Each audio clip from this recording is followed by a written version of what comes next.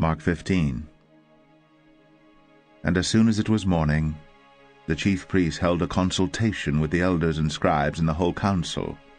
And they bound Jesus and led him away and delivered him over to Pilate. And Pilate asked him, "Are you the king of the Jews?" And he answered him, "You have said so." And the chief priests accused him of many things, and Pilate again asked him, "Have you no answer to make? See how many charges they bring against you?" But Jesus made no further answer, so that Pilate was amazed.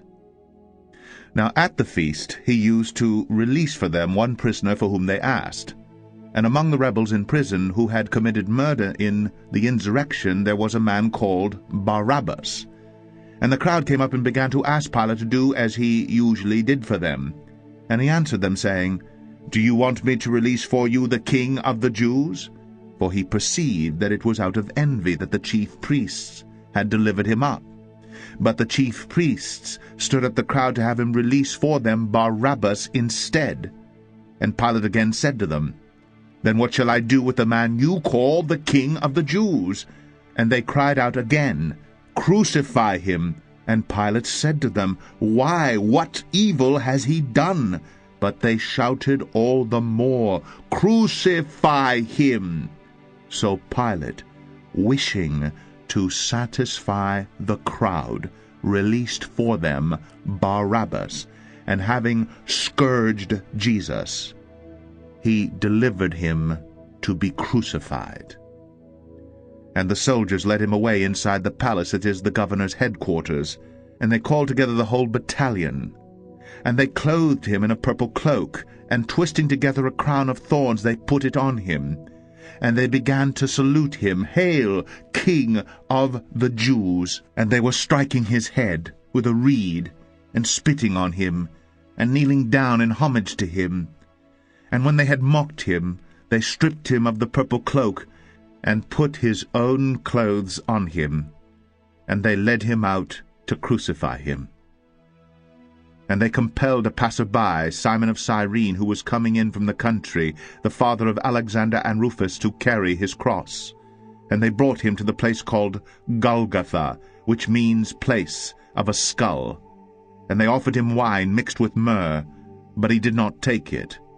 And they crucified him, and divided his garments among them, casting lots for them to decide what each should take. And it was the 3rd hour when they crucified him. And the inscription of the charge against him read, "The King of the Jews." And with him they crucified 2 robbers, one on his right and one on his left. And those who passed by derided him, wagging their heads and saying, "Aha! You who would destroy the temple and rebuild it in 3 days, save yourself, and come down from the cross." So also the chief priests with the scribes mocked him to one another, saying, "He saved others.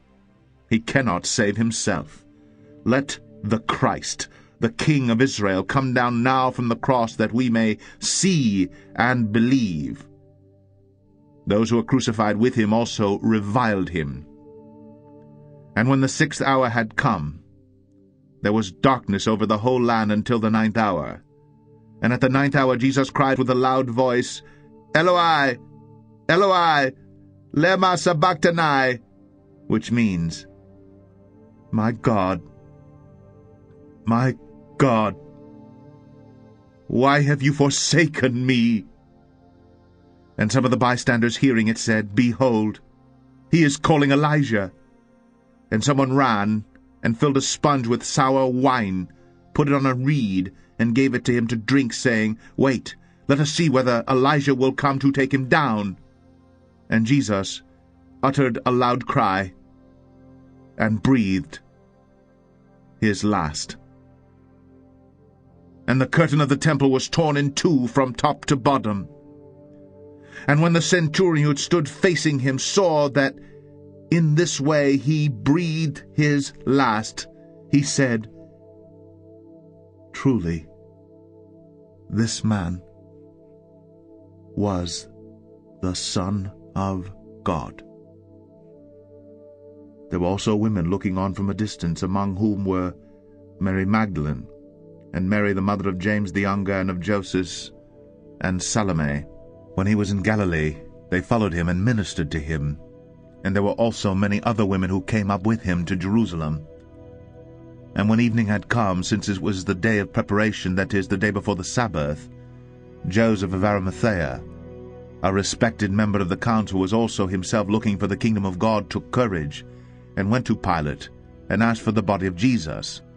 Pilate was surprised to hear that he should have already died, and summoning the centurion, he asked him whether he was already dead.